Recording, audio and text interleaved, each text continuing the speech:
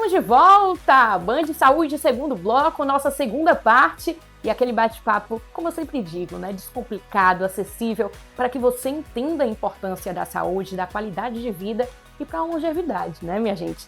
Segue a gente no nosso Instagram, Band Saúde. Tem lá alguns bastidores nossos. Você também pode mandar suas críticas, suas sugestões e até sugestões de pauta. Agora vamos falar sobre diabetes tipo 1? Você sabia que agora já é possível fazer o rastreamento em crianças e adolescentes antes dos sintomas do diabetes aparecerem? Pois é, a gente vai acompanhar isso de perto e quem sabe daqui a pouquinho isso já chega aqui na Bahia, hein?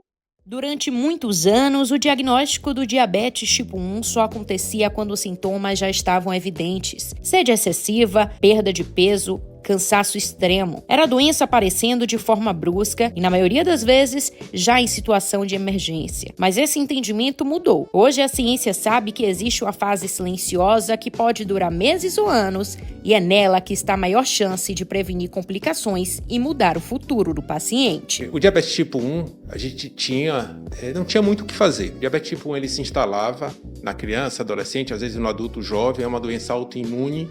Então, após o aparecimento dos sintomas com o açúcar alto, a gente começava o tratamento, que aí era normalmente a insulina, iniciava a insulina. No último congresso que a gente teve aqui no Brasil, foi trazido uma novidade que já está até liberado nos Estados Unidos, que é uma medicação chamada teplizumab. Ela é uma medicação imunomoduladora que vai ajudar o retardo do aparecimento da doença. Tá? Então, se o adolescente, a criança, tiver anticorpos positivos já no exame de sangue, a gente consegue agora acompanhar isso periodicamente, evitando que apareça repentinamente a doença. Essa fase silenciosa acontece quando o sistema imunológico passa a produzir anticorpos contra as células que fabricam insulina. Não há sinais, não há sintomas, mas o processo já começou. É por isso que o rastreamento ganhou tanta importância. Identificar esses anticorpos cedo é a única forma de agir antes da glicemia se alterar. A fase silenciosa, quando acontece, ela atrasa a nossa percepção da doença ativa. Então, assim, são sintomas muito agudos que aparecem repentinamente. Então, quando o paciente ele abre um quadro de diabetes tipo 1, normalmente já está com a glicemia de 300, 400, já está emagrecendo já há algum tempo, entra num período numa fase de desidratação, às vezes desidratação grave, principalmente quando é criança. Então, isso leva o paciente a ser hospitalizado. Se a gente ambulatorialmente consegue realizar esse acompanhamento, esse screening, será que esse paciente ele tem risco ou não de diabetes tipo 1? Faz o primeiro exame, deu um anticorpo positivo, faz outros exames periodicamente para ver se outros anticorpos ficam positivos. A gente vai ficar atento e evitar um quadro agudo que coloque em risco a vida do paciente. O screening é indicado especialmente para crianças e adolescentes com risco aumentado, como filhos e irmãos de pessoas com diabetes tipo 1 ou que já têm histórico de doenças autoimunes na família. Isso acontece na infância, pode acontecer desde o primeiro mês de vida, pode acontecer, tá? Até o adulto jovem, até o adulto mais velho. Existem registros de adultos com 50 anos com diabetes autoimune, que seria o diabetes tipo 1. A gente chama isso até de LADA, que é o diabetes latente do adulto. Então, ele tem a maior concentração na infância, na adolescência, no adulto jovem até 25 anos, mas há registros ainda de diagnóstico tardio por volta dos 50 anos. O exame busca esses anticorpos e outras alterações discretas que mostram que o corpo está mudando antes da doença aparecer de forma agressiva. Ainda não é uma tecnologia amplamente acessível no SUS, mas o debate já está em curso. E quanto mais pais e profissionais entenderem a importância do rastreio, mais cedo será possível intervir. Esse é o primeiro passo para levar uma cura. Existem avanços científicos de estudos para que possa levar uma cura. Nesse momento, o que a gente tem é uma imunomodulação para evitar que essas células de defesa propiciem uma morte acelerada das células beta do pâncreas, levando a um quadro mais agudo, mais rápido do diabetes tipo 1. Tá? Há uma chance, há alguns casos que conseguem retardar, atrasar o aparecimento, e isso pode levar um tempo indefinido. Tá? Mas isso depende muito também do número de anticorpos ativos do paciente.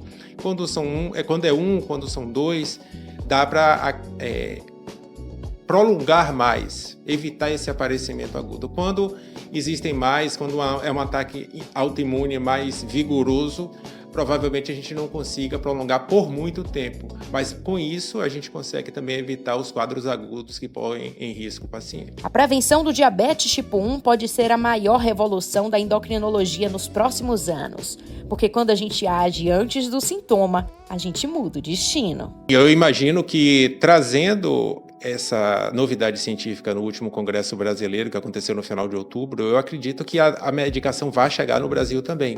Tá? Então há uma expectativa muito grande, ela já foi aprovada nos Estados Unidos, já foi liberada pelo FDA, já está em uso por lá. Então há uma tendência, sim, da gente aqui no próximo ano já ter disponível nas nossas farmácias, como nosso acervo farmacológico. Isso é muito empolgante, porque antes a gente ficava com as mãos um pouco amarradas. E sempre tinha aquela pergunta do paciente: olha, eu estou com uma doença autoimune, né? Eu tenho, por exemplo, tireoidite Hashimoto, o que é que eu faço? Por enquanto não faz nada. E o diabetes tipo 1 também, a gente acabava evitando de fazer essas avaliações, porque quando o paciente, ou o pai do paciente, ou a mãe me perguntava: e aí, a gente vai fazer o quê? Deu positivo. O que a gente tinha para fazer? Olha, agora é esperar aparecer o diabetes. Então a gente até evitava fazer esse exame. Hoje não, hoje a gente tem já como tratar o paciente. Isso é muito empolgante, porque o diabetes tipo 1 ele traz mudanças muito vigorosas, muito sérias, né? Não só no paciente, mas também toda a estrutura familiar. Então, se a gente puder levar essa condição de cura, né, ou de não surgimento da doença em curto prazo, isso vai preparar a família, vai preparar o paciente para entender o que está por vir.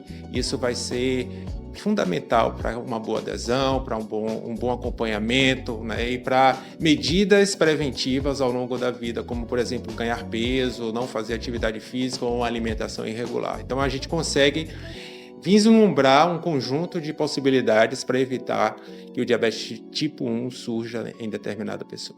Se tem movimento, se tem saúde, claro que o Band Saúde está dentro. A nossa primeira cobertura vestindo a camisa mesmo, fora de Salvador em uma corrida, aconteceu agora na RunFest 2025, promovida pela Total Atacado. Minha gente, teve corrida de crianças e foi a coisa mais linda do mundo. Acompanha aí. A corrida começou antes da corrida. Olha só o kit que cada um recebeu. Inclusive, viralizou nas redes sociais.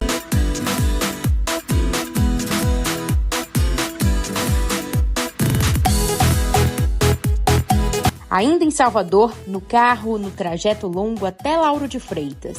Equipamento no banco, café pela metade e aquela organização improvisada que só quem produz na rua conhece. O caminho foi o nosso aquecimento. Quando chegamos, a cidade já estava acordada. Não tinha clima épico nem suspense. Tinha gente de verdade, se preparando, rindo, ajeitando o número de peito, decidindo se iria correr, caminhar ou só aproveitar o evento. Comecei aqui 5h30 em ponto.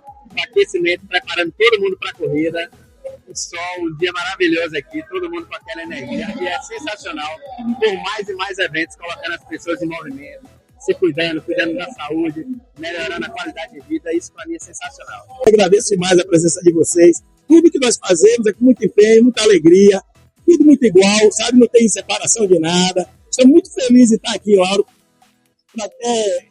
patrocinando esse evento, né? É a divulgação da nossa marca, traz coisa boa pra gente. Agradecer a todos os nossos parceiros comerciais. Sem eles, realmente fica muito difícil. Mas sabemos que tem muita coisa ainda a melhorar, né? Sabemos que é a primeira de tantas que vão vir. E aí nós vamos pegar um ensinamento, muita coisa disso aqui hoje. Mas eu estou muito feliz também de estar podendo patrocinar esse evento. A RunFest 2025 não tenta ser algo que não é. É simples, leve, acessível e talvez seja exatamente por isso que fez dar certo. 3, 2, Como?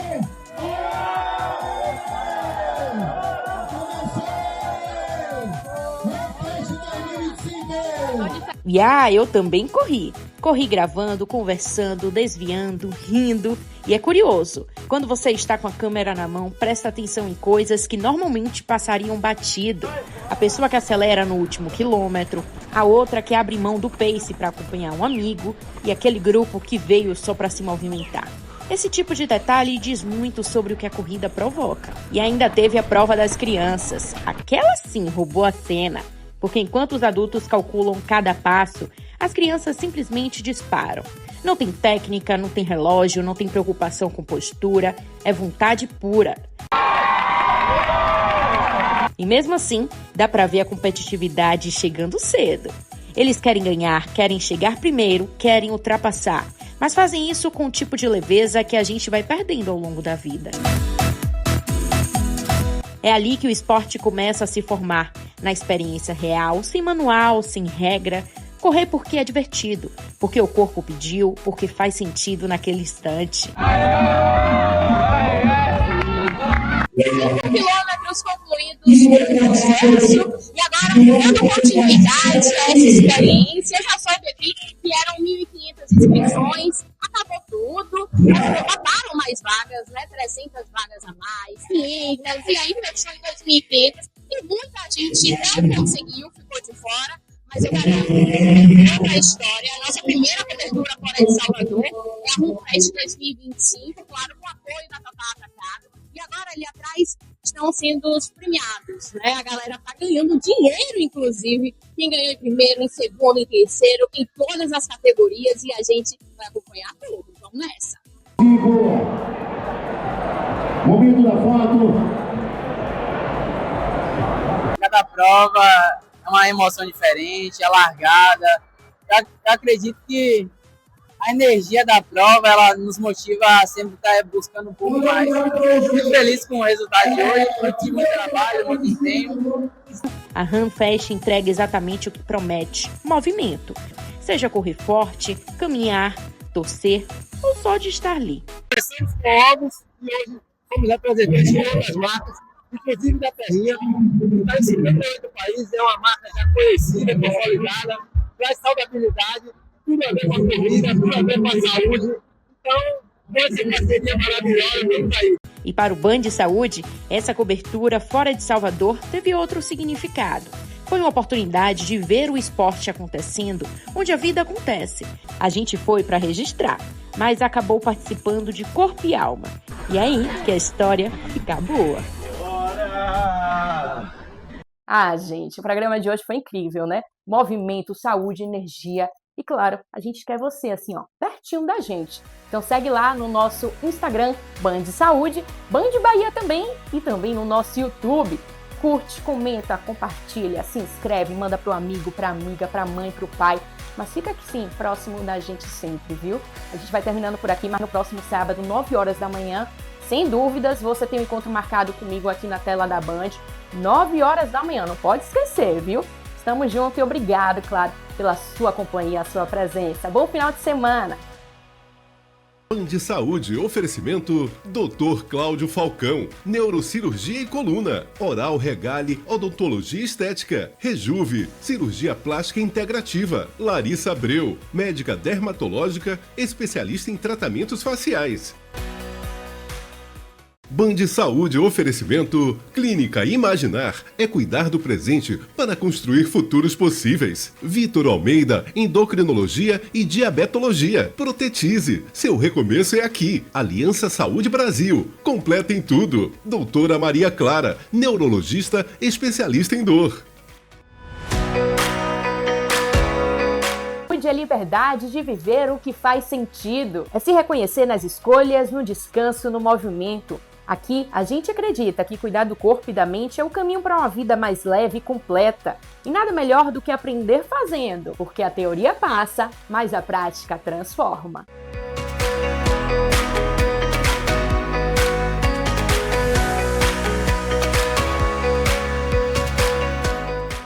Muito bom dia! Tá no ar o seu Band Saúde. É uma alegria imensa ter a sua companhia, a sua presença e, claro, a sua audiência.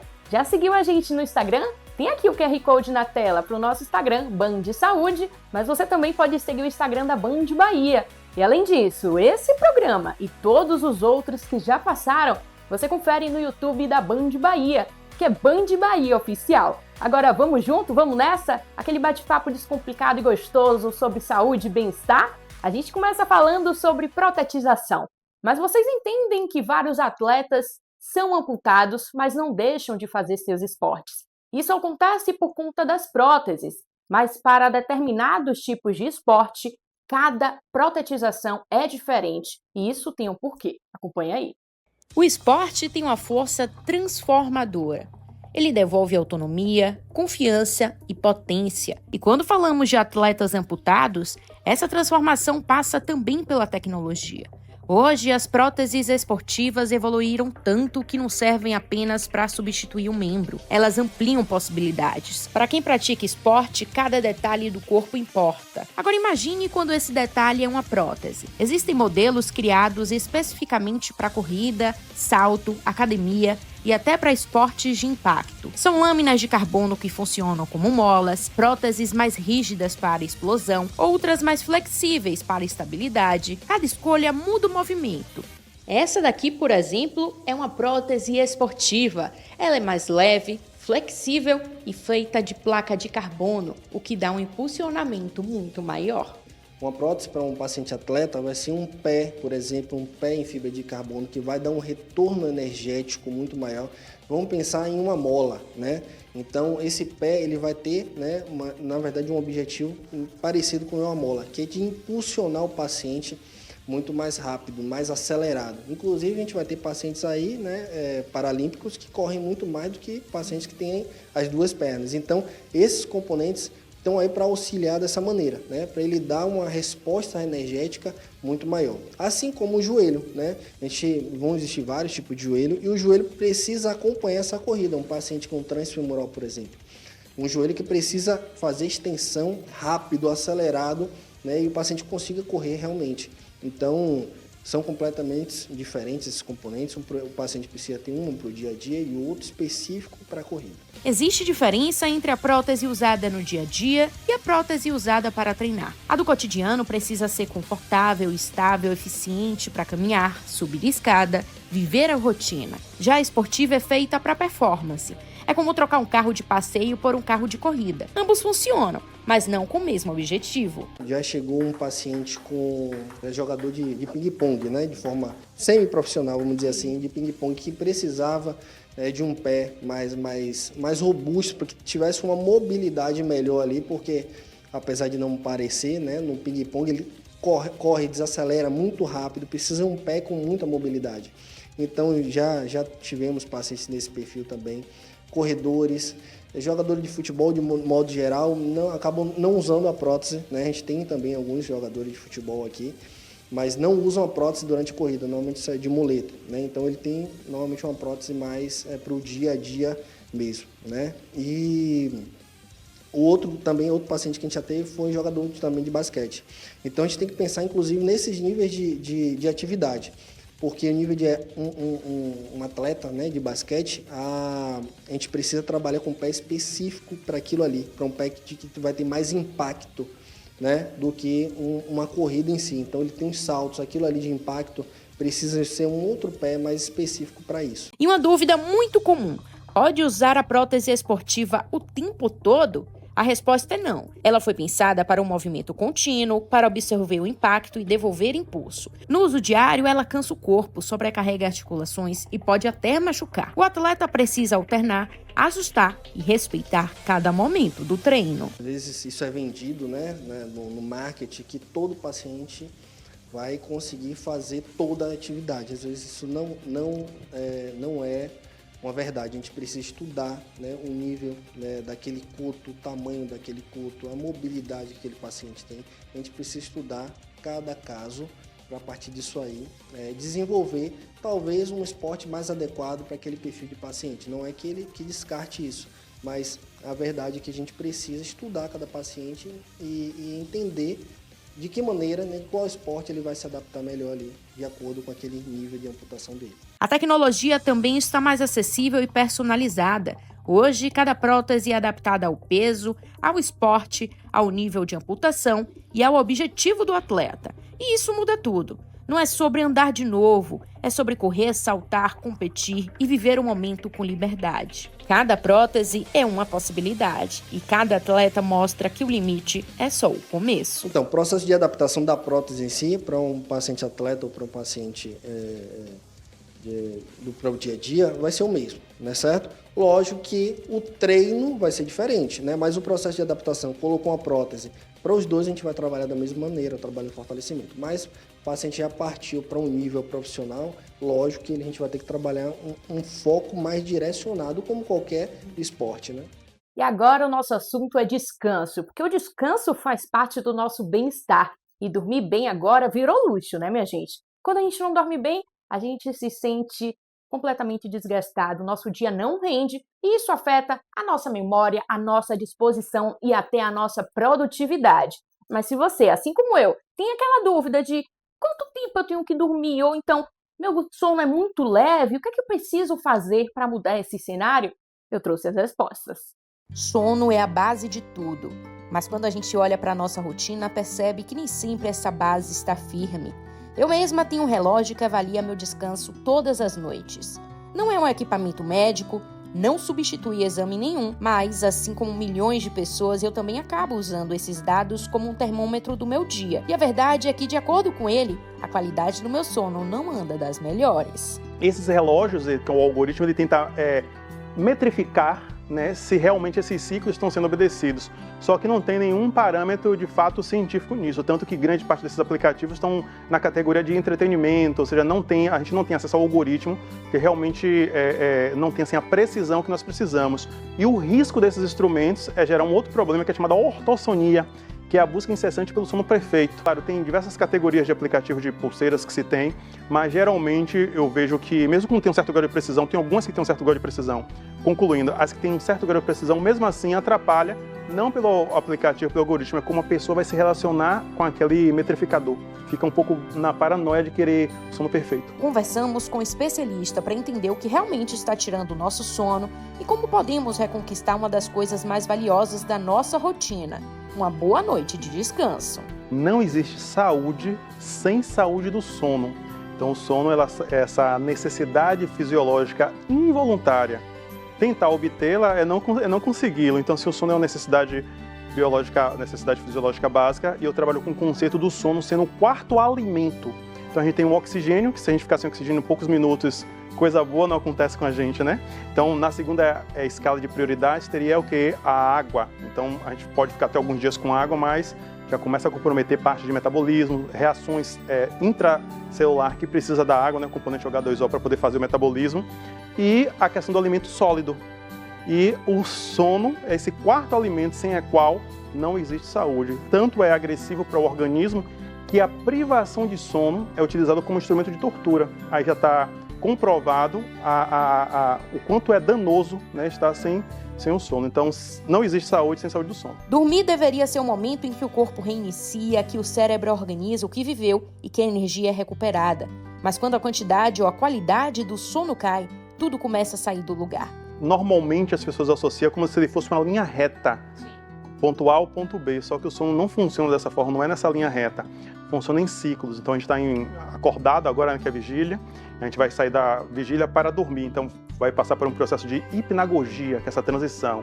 Dormiu, N1, primeiro nível do sono, N2, segundo nível do sono, N3, a camada mais profunda do sono, é o chamado sono sol, que é o sono de ondas longas, o sono de ondas lentas, e depois vem o famoso sono REM, ou REM. O REM é o famoso, né? Só que sempre tem o anônimo, né? Que é o Sol. O Sol é pouco conhecido, então esse que de fato é o sono mais profundo. Então essa arquitetura do sono, por esses ciclos inteiros, tem a duração de 90 minutos, 1h30. Aí as pessoas me perguntam, e depois acontece o quê? A gente repete tudo de novo, N1, N2, N3, REM, N1, N2, N3, REM, vários ciclos. Então o ideal é que a pessoa tenha 5, 6, 7 ciclos, 4 ciclos desse ao longo da noite, cada um mediante a sua necessidade fisiológica para ter um sono saudável. Acordar cansado virou rotina. A concentração diminui, o humor oscila e o corpo passa a trabalhar em modos de alerta, mesmo quando estamos parados. A N1 e N2 é aquela sonolência superficial. O sono ele só é plenamente restaurador quando ele vai para o N3, que é o sono de ondas longas, sono-sol. É revelado agora o mistério do sono-sol, que tanto se fala e se comenta muito do sono REM e não do sono-sol.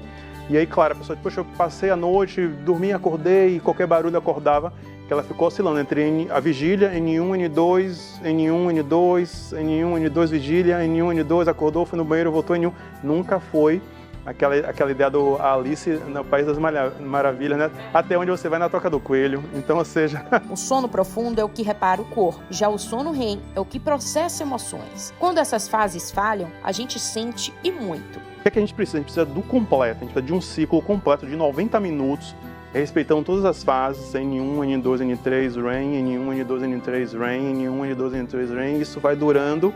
A insônia ela pode ser inicial, ela pode ser de manutenção ou terminal. Então, tem pessoas que têm dificuldades em iniciar o sono, tem pessoas que têm dificuldade em manter o sono, tem pessoas que têm dificuldade de fazer ele perdurar até o final da madrugada.